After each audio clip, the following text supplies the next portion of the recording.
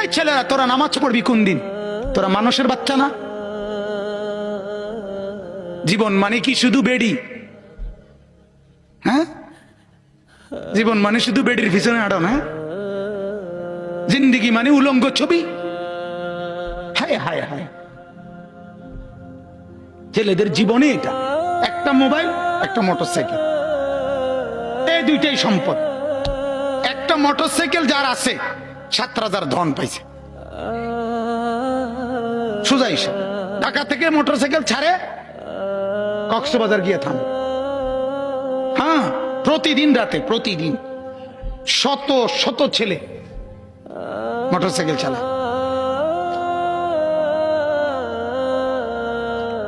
এজন্য ভাবা দরকার। আমার কথা হলো, আমার চিৎকার আমি দিতে থাকি।